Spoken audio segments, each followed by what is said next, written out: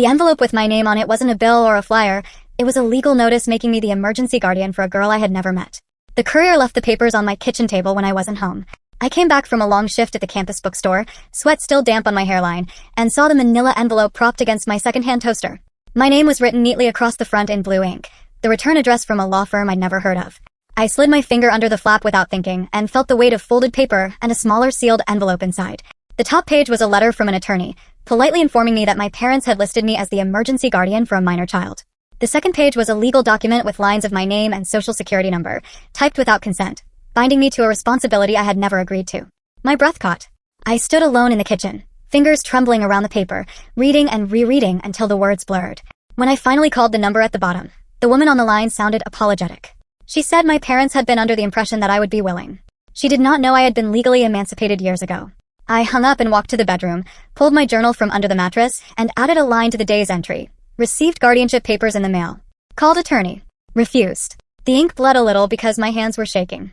Then I sat on the floor, leaning my back against the wall, and thought about every time I had waited for someone else to take responsibility for me. The faint hum of the refrigerator filled the small apartment. A train rolled by outside, its horn low and distant. This wasn't going to be one of those nights where I could forget the past and sleep. It never was when their names showed up unexpectedly. When I was 9, my parents drove me to a boarding school 2 hours away and told me it was the best education money could buy. They said it like it was a gift. We packed my things the day before. Uniforms folded, a new pair of shoes still in their box, a toothbrush and a packet of deodorant. My father loaded the car. My mother insisted on combing my hair one last time in the kitchen. I remember the comb snagging on a knot and her sighing in impatience, then pressing a kiss to the top of my head as if that could erase her irritation. We didn't talk much during the ride. The sun blinked in and out of the trees as we drove along the highway. My backpack sat between my feet, heavy with new textbooks. I watched the landscape change from suburban houses to open fields, to the stone walls and manicured lawns of the academy. The school's front drive was busy with other cars that morning. Parents were taking photos in front of the iron gates, hugging children, lifting suitcases. My father pulled up, checked his watch, and turned off the engine. "We don't have long," he said. My mother leaned over, smoothed my skirt, and told me to be good. We walked to the administration building. She signed a few forms without reading them. My father handed my suitcase to a staff member. They did not ask to see my dorm room. They didn't even ask to meet my roommate. The headmistress offered to show them around, but my father shook his head and said they were in a hurry. He patted my shoulder, awkward and detached, and my mother gave me another quick kiss on the forehead. "Call us if you need anything," she said, but her eyes were already on the car. When I stepped back to wave as they drove away, their brake lights flickered once, and then they were gone. The dormitories smelled like disinfectant and old books.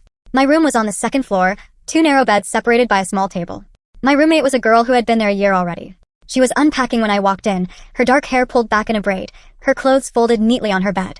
She glanced up and nodded once. "I'm Nora," she said. I introduced myself and set my suitcase on the bare mattress.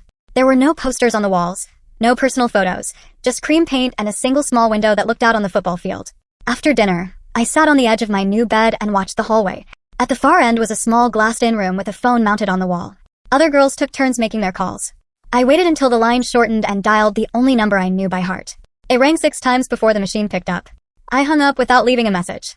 That night, when the lights went out, I pulled the blanket over my head and cried quietly into my pillow, my breath hot and damp in the darkness. I learned quickly that waiting by the phone only brought disappointment. At the start, my parents called every couple of weeks. Sometimes it was just long enough for them to ask about my grades and remind me to behave. Sometimes they didn't call for a month. I would sit near the phone room after dinner, listening as other girls laughed and chatted to their families, the cords curling and stretching around their fingers. One of the matrons told me gently not to get my hopes up too often. "They'll call when they can," she said. After a while, I stopped hovering there. Instead, I memorized the schedule of the campus library, the opening hours of the science lab, the times when the track was empty. I kept busy so I wouldn't think about who wasn't calling. The school itself was everything my parents had promised academically. There were bright classrooms with tall windows and teachers who cared about literature and calculus and music. There was a heated pool and a theater with velvet seats. I threw myself into it. I joined the track team and let the physical exhaustion of running burn through the quiet anger that built each time I saw parents embrace their children at visiting days. The halls emptied during holidays. While others went home for Christmas or Easter, I stayed. At first, I dragged my suitcase down to the front gate every time, hoping for the sound of my father's car. I sat on the stone steps with my duffel bag and a small box of cookies one of the cooks had slipped me. Each time the last car pulled away without stopping for me, the campus would become eerily quiet. Footsteps echoed differently in empty corridors. The heating clicked on and off like a heartbeat. A few of us remained, international students who lived too far away, a boy whose parents were stationed overseas me. The dorm supervisors tried to make it special. They arranged movie nights in the lounge and board games around long tables. We drank cocoa and pretended not to notice that there were no presents to unwrap. It didn't feel like holiday. The silence after lights out pressed against my ears until I learned to sleep with headphones on. When I was 11, the pattern was set. Other students would pack up at the end of term, their parents waiting in cars with the engines running, their little siblings climbing out to help carry boxes. I would stand at the window and count the number of taillights leaving the parking lot. The emptiness became familiar. I stopped expecting surprise visits. I learned to fill time with summer enrichment programs and extra courses. I volunteered to help in the library. Mr. Harper, the librarian, showed me how to reshelve returned books and stamp due dates. He noticed when I stopped waiting by the phone. He didn't ask why. He just handed me a stack of novels he thought I might like. When I turned 13, I learned that my parents had moved without telling me. It was a Tuesday in autumn, cool enough that we needed jackets. In geography class, we were discussing cities, and our teacher asked if anyone had visited the capital of a neighboring state. "Your parents have been there recently, haven't they?" she asked me casually, pointing to the city on the map. The room went quiet. I shook my head. "I don't think so," I said. She frowned, realizing her mistake, and quickly changed the topic. After class, I went to the administrative office and asked to use the phone. I dialed my home number again, expecting the hum of the call connecting. Instead, a mechanical voice told me the number was no longer in service. I tried twice more. The same message. I wrote an email to both of my parents' addresses, simple questions. Have we moved? Where are you? I waited days for a reply that never came. For a while after that, I kept their old address in my notebook, just in case. When I received my report card, I mailed a copy there with a short note about my classes. It came back with the words "moved NO forwarding address" stamped in red. That stamp looked almost cheerful. It felt like an order, a final instruction to stop trying. By 15, I stopped waiting at the gate on visiting days. I turned my energy inward. I poured my free hours into track practice and academic clubs. I took extra math classes and tried my hand at coding. Teachers noticed. Ms. Patel, who taught biology, surprised me with a small cake on my birthday and pretended it was just something she had baked too much of. Coach Hernandez from the track team helped me find a part-time job at the campus library so I could earn a little money during the school year. He never asked me about my family. He just showed me how to fill out the tax forms and arrange my schedule around practice. By the time I was a senior, I had built a life that existed entirely within the school's walls. I was captain of the track team, co-editor of the literary magazine, and ranked near the top of my class. When college application season came around, I spent evenings in the computer lab filling out forms and writing essays. Miss Chen, the college counselor, sat with me after hours and helped me navigate scholarships and financial aid. She knew my situation without needing to be told. "We're going to put you down as an independent student," she said quietly, handing me a packet of information about legal emancipation. "It will allow you to qualify for more aid." I listened carefully as she explained the process, petitioning the court, proving I could support myself, showing that my parents had effectively abandoned me. I wasn't sure at first, but the more I thought about it, the more it made sense. If my parents didn't want to be responsible for me, I would make that official. Graduation day arrived on a bright June morning. Chairs were set up on the lawn, and families gathered with cameras. Students in caps and gowns hugged their siblings and parents. I joined the line with my classmates, collected my diploma, and posed for the group photograph. After the ceremony, I carried my suitcase to the front gate. I had mailed an invitation to my parents months before, just in case. No one came. People streamed past with armfuls of flowers and gifts. Teachers said goodbye. The sun climbed higher in the sky. I sat on my suitcase and watched as the crowd thinned, then disappeared. After nearly 4 hours, the headmaster, Mr. Whitaker, walked out of his office and saw me still there. He frowned, then offered to drive me to the train station. We drove in silence, the weight of unasked questions filling the space between us. He handed me a bottle of water when we arrived and pressed some cash into my hand. "For emergencies," he said. I nodded and thanked him, then dragged my bags onto the platform. When the train finally pulled in, I stepped on board and did not look back. I didn't go home. I went to the small apartment I had arranged near my college campus. During senior year, I had taken on 3 part-time jobs, library assistant, dining hall worker, tutor, and saved every penny. The apartment was on the 2nd floor of an old brick building. The keys were in a lockbox as promised. I unlocked the door and walked inside. There was a living room with an orange couch, a kitchenette with a dented sink, and a narrow bedroom. I set up a fold-up mattress on the floor and assembled a second-hand desk I had bought from a classifieds board. I spread my clothes on the shelves and stuck my schedule to the wall with tape. When I sat down that first evening, the silence was different. It wasn't the emptiness of a school hallway. It was the quiet of being alone and responsible for myself. For the first time, there was no one to call even if I wanted to. I lay back on the mattress and stared at the ceiling until my eyes burned. College was manageable because I made it so. I registered for early morning classes so I could work afternoons and evenings. I took notes on line paper, sat in the front row, and used the library printer only on free print days. My meals were simple. Peanut butter sandwiches, rice and canned vegetables, packets of oatmeal. Sometimes I treated myself to a slice of pizza after a late shift. I kept every receipt in an envelope, balancing my budget in a notebook. When my roommate, another girl whose family lived abroad, Went home for breaks, I stayed. The dorms emptied just like they had at boarding school. The echoes were familiar. I watched as the cleaning crew taped notes to doors and vacuumed the hallways. I would wander through the quiet campus and study in the library until closing. One night after a lecture, I printed out a few of my graduation photos and sat at my desk with a pen. I wrote a letter to my parents. It wasn't angry, just factual. I told them that I had graduated, that I was enrolled in college, that I would appreciate some form of closure or explanation. I tucked the photos in and mailed it to the only address I had ever known. 3 weeks later, the envelope returned to my university mailbox with the same red stamp as before.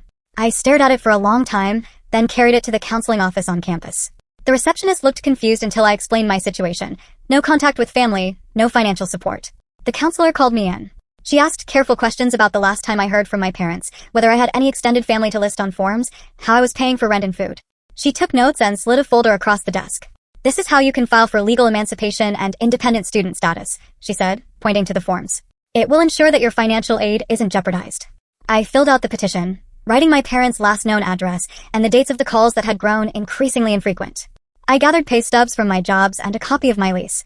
Weeks later, I stood before a judge, answered questions about my finances and future plans, and presented evidence of abandonment. Phone records, returned mail, emails without response.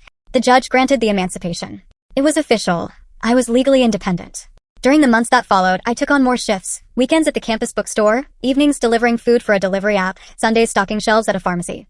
I sold textbooks from previous semesters, a calculator I no longer needed, a suit I had worn once for an interview. Every dollar counted. I used coupons and skipped meals when necessary. I wrote down due dates for rent and utilities, and kept my receipts in a shoebox. Sometimes I slept only a few hours between work and class. I told myself that exhaustion was a small price to pay for certainty. When winter break came around, the campus emptied again. In an economics class, a classmate noticed me still in the dining hall during finals week and asked why I wasn't going home. "Too far," I said with a shrug. He invited me to stay with his family for the week. I hesitated, then accepted. His house was warm, filled with photos on the walls and a dog that bumped my knees looking for scraps. His younger brother challenged me to video games. His mother handed me a blanket and told me to grab snacks from the fridge whenever I wanted. I stayed 5 days. On the last night, she knocked on the door of the guest room and asked how I was sleeping. No one had asked me that in years. It was a small kindness that made my chest ache. Before I left, she scribbled her phone number on a note card and tucked it into my backpack. "If you need anything," she said, "call me." Back at school, I started researching. I paid for a free trial on a property lookup website and typed in my parents' names. The results loaded quickly. They had purchased a new house in another state 4 years prior. The listing included a glossy photo of a 2-story home with a wraparound porch and a lawn. Further down, there was an article from a local school newsletter mentioning my mother volunteering for a bake sale. Then a blog post from a park event with a photo of my parents and a young girl about 7, their arms around her shoulders. She had my mother's eyes. The caption read, "Our world." I stared at that photo until the faces blurred. I created a blank social media account and searched their names. Vacation albums, birthday cakes, captions about family. Their lives had continued without me. I sent a message to a cousin I barely remembered, just asking why no one had reached out. The reply came back cold. "You were always difficult," he wrote. "Your parents did their best. Get over it." Then he blocked me. I deleted the account and closed the computer. The room felt smaller. I poured myself into classes and work. I enrolled in a double course load and applied for internships like my life depended on it. A professor recommended me for a competitive public policy program. During my shift at the nonprofit where I started working part-time, a staff member named Lila handed me a notebook. "Journaling helps," she said. "Not like a diary, more like documentation. Dates, conversations, facts." I began writing everything down. The returned letter, the phone calls, the rent receipts, the scholarships. I kept my documents organized in folders. It wasn't just about processing emotions. It was about creating a record so that if anyone ever questioned my story, I had proof. Each night before sleeping, I wrote in the journal what I ate, who I spoke to, what time I left for class, what my supervisor said about my shift. Halfway through sophomore year, I opened my university email before an early class and saw a message from an address that stopped me cold. The sender line was my father's name. The subject was simple, hoping to talk. I clicked it open. The body was brief. He wrote that he and my mother had seen my name in a scholarship announcement on the university's website and that they wanted to reconnect. He asked if I had time for a conversation. My heart raced, but my hands were steady. I forwarded the email to my college counselor and to the friend whose mother had taken me in over winter break. Then I flagged it for later. That night, we sat in the campus coffee shop and went through it line by line. The friend didn't tell me what to do. He just asked what I needed. The counselor suggested boundaries. I waited a week before replying. My response was one sentence. "Why now?" His reply came quickly. He said that their daughter, my half-sister, had seen my name online and asked questions, which had prompted the outreach. He wrote that they wanted to move forward, to build something new, to be better parents now. He didn't mention boarding school. He didn't mention the moves or the missed graduations. It felt like an invitation to erase everything that had happened. I answered again. I asked directly, "Why did you leave me at that school for so long? Why did you move without telling me? Why didn't anyone come on graduation day?" The next message ignored my questions. He wrote that looking backward wasn't helpful, that we should focus on reconnecting. He suggested a phone call. That was when I set conditions. I said any communication had to remain in writing. No calls, no visits. I told him I was legally emancipated and financially independent. I informed him that I had already designated my emergency contact years ago, that it was the mother of the friend who had shown up when they hadn't. 3 days later, a text arrived from a new number with his initials. I blocked it without opening. 2 days after that, an email from my mother landed in my inbox. Her tone was different, blame twisted as apology. She wrote that she had been powerless, that my father made the decisions, that she thought I was happy at the academy. She asked if we could talk. I replied once, "I am safe, healthy, and building my life without you. Please do not contact me again." Then I blocked her email and any social media profiles connected to her name. I double-checked every privacy setting on every platform I used. I created a new email for banking and legal matters and removed any public-facing contact information. A few weeks later, the legal envelope arrived at my apartment with the guardianship papers. When I contacted the attorney, she explained my parents were planning to go overseas and had named me as the emergency guardian for my half-sister. They had done so without asking.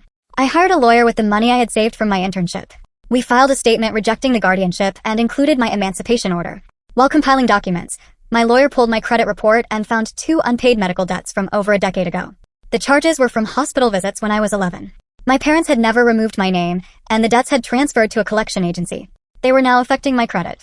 My lawyer contacted the hospital, sent them my emancipation order, and demanded the removal of my liability. It took weeks, but the debts were cleared. Then, an anonymous report was sent to the university's financial aid office, alleging that I had undeclared family support. I had to produce every document again: tax records, bank statements, court orders. My lawyer intervened, and the aid office ruled in my favor.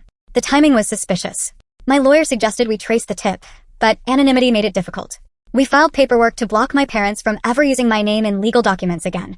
If they tried to name me in guardianship claims or estate plans, it would be considered fraud. Months later, Child Protective Services called. They asked if I would assume temporary guardianship for my half-sister because my parents had been detained overseas on financial fraud charges. She was in custody with authorities. No other family members were stepping forward. I took a breath and said no. I explained that I was legally estranged, not in contact, and not in a position to care for a teenager. The social worker sounded understanding. She said she would pursue other options. The call ended quickly. The fact that my name had appeared again in their filings made me feel like a tool in someone else's narrative. My lawyer filed a sworn declaration with the court where my parents' charges were pending, reiterating my emancipation and past filings. We sent a cease and desist notice to their legal team. I continued to work and study. I agreed to speak on a college panel about resilience and independence. The auditorium was half full when I walked onto the stage. I wasn't used to talking about my life in public. I stuck to facts. How easy it is for a child to disappear between forms when no one checks on them, how legal abandonment works, how I had filed for emancipation. After the panel, a professor approached me. She said I had the beginnings of a larger project, a case study on institutional failure. That night, I opened a new document on my laptop and began outlining chapters. I didn't start with emotions. I started with the paperwork, the return letters, the court filings, the transcripts of emails. Not long after, another envelope arrived at my campus mailbox. It contained an official notice that my name had been listed again, this time as the emergency guardian for my half-sister. My parents were attempting to assign me responsibility as part of their legal defense. My lawyer and I prepared a deposition.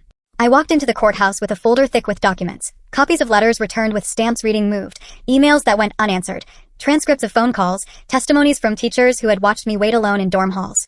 I sat at a long table, raised my right hand, and told my story piece by piece without embellishment. The judge listened as I outlined the timeline. The day I was dropped at boarding school, the holidays spent alone, the graduation day when no one came. I read out the dates of each communication attempt, the stamps on the return mail. I didn't add adjectives. I didn't need to. Afterward, the prosecution told my lawyer that my testimony had undermined my parents' narrative of a functional household. Facts carry weight when feelings are dismissed. When the caseworker called again, she informed me that my half-sister had been placed in temporary foster care. My parents were still detained overseas and facing extradition.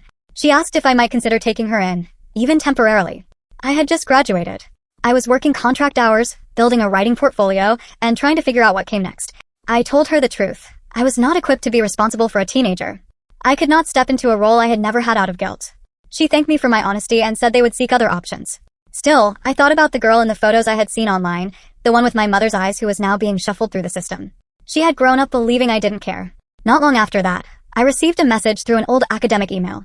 It was from a cousin on my father's side, a name I hadn't seen in years. He said he hadn't known much, that he had been told I was difficult and had chosen to cut everyone off. He said he never questioned it. Then he told me that my half-sister grew up believing I had walked away because I didn't care. That stayed with me. I wrote a letter to her through the foster agency. I didn't accuse anyone. I wrote facts. That I had been placed in boarding school when I was 9, that I hadn't been picked up on graduation day, that I had reached out and been ignored. I told her I hadn't known she existed until I found her name by accident. I didn't ask for a response. I didn't include a return address. I just wanted her to know she wasn't abandoned by everyone. Several weeks later, I was contacted by a journalist who had attended the Resilience panel. She was writing a feature on institutional estrangement and wanted to include my story. I agreed under conditions. No real names, no identifying details, no photos. She respected that. The article appeared in a small education journal. It was quite factual. A nonprofit that supports foster youth picked it up and invited me to speak at a TED-style event. The theme was resilience. I accepted and used an alias. On stage, under bright lights, I spoke about records and systems. I talked about how forms and files can determine a child's future. I didn't mention my parents. After the talk, a few people waited to shake my hand. Their eyes were bright. No names were exchanged. It was enough. In the spring, the caseworker contacted me again, this time to ask if my half-sister could send me a letter. She had finished a therapy program and wanted clarity. The meeting would be supervised, the letter sent through legal channels. I agreed under strict conditions. One exchange, no personal contact beyond that. Her letter arrived typed and careful. She said she had always heard my name in fragments, never in full. She asked what my life had been like and where I had gone. I wrote back with facts. I told her I went to school, worked jobs, built a life. I told her none of it was her fault. I ended with, I hope you do well, whatever path you take. Then I signed my name. We exchanged occasional letters after that. They weren't frequent, just enough to know she existed somewhere, that she was okay. Meanwhile, my manuscript grew. A literary agent reached out through the nonprofit. She said my mix of documentation and lived experience could become a book about systemic failure. I started writing more seriously. I wrote about the train ride after graduation, about sitting on a suitcase at the gate waiting. I wrote about the time a dorm supervisor let me sleep in the staff lounge because I couldn't stand the silence of my room. I included copies of emails, scanned images of returned envelopes, transcripts of conversations with administrators. My writing professor offered to help edit. Write for recovery, not revenge, she reminded me, her hand on my shoulder. That became my compass. As the book moved toward publication, a lawyer from my parents' legal team sent a letter through my attorney. They wanted me to release a public statement saying I had been in contact with them all along and that stories of abandonment had been misinterpreted. In return, they would offer a financial settlement. It was an attempt to rewrite history. My lawyer sent back a cease and desist, stating that any further attempts to manipulate the narrative would result in legal action. We added the exchange to our court files. Shortly after, my old boarding school reached out. They wanted to feature me as an inspirational alumna. I declined. I told them they had allowed silence to remain unchallenged for too long. I wasn't going to be a success story for them now. The memoir was published in early spring. The release was quiet but steady. Reviews said it was clear-eyed and powerful for what it didn't dramatize. I didn't watch my own TED Talk until months after it went online. A host from a national radio show invited me to discuss childhood resilience. In the interview, she asked if there was anything I would say to my parents if they were listening. I didn't pause. Nothing needs to be said anymore, I replied. We moved on. The words settled comfortably in the studio air. It was true. The book tour that followed wasn't glitzy. The publisher arranged events at schools, youth shelters, and conferences. At every stop, resource tables were set up with information about emancipation, guardianship, and mental health services. We shared stages with social workers and educators who understood the systemic gaps. After each reading, people would stay behind. Some told me they thought they were alone until now. At a library in Philadelphia, a young woman with soft handwriting slipped a folded note into my hand. Later that night, I opened it. I read your book in foster care, she had written. I always wondered if I was invisible. Now I know I wasn't. Thank you. I folded the note carefully and tucked it into my wallet next to my old student ID. Life moved. I graduated and took a job with a policy research organization. I continued volunteering at the library on weekends, running writing workshops for teens aging out of residential programs. The sessions weren't therapy. They were spaces where we could write whatever we wanted. Poetry, fiction, grocery lists. The only rule was no one had to share out loud. Most kids didn't. They just came back week after week. One day, I recognized the thin figure in the back of the room. It was my half-sister, now older, taller, her hair cut short. She didn't say my name. She took a seat, opened a notebook, and began to write. When the session ended, she slipped her paper into her bag and left without looking back. I let her go. Her presence was enough. A year after the book's release, my attorney called to say the court had finalized the paperwork removing my parents permanently from any legal claims involving me. No more guardianship filings, no emergency contact rights, no assumption of next of kin. My name could not be used in their legal documents. It was a simple stamp on a page. It felt like a decade of doors closing properly. The following autumn, I took a trip overseas. I stayed in hostels and spent my days walking through cities with cobblestones and narrow alleys. One day, I found myself near a small town with an old boarding school. I hadn't planned it. The stone walls were thick, and the gate was open. Children dragged suitcases across the yard, laughing and calling to each other. Parents leaned down to tie shoelaces and adjust backpacks. I stood outside the gate for a minute. The sounds were familiar and foreign at once. I didn't feel envy or bitterness. I just observed. Then I nodded once, turned away, and kept walking. The road stretched ahead, open and entirely mine. When I got back to my apartment, I took the framed photo of my old boarding school from the drawer where I had kept it for years. I placed it face down in the box with old court documents and unopened letters. Not to throw away, just to stop staring at it. I wasn't the girl left behind anymore. I wasn't a footnote in someone else's story. I was a graduate, a writer, an advocate, a friend. And on every form that mattered, the only name listed after mine was someone who had chosen to show up when no one else did. That was enough.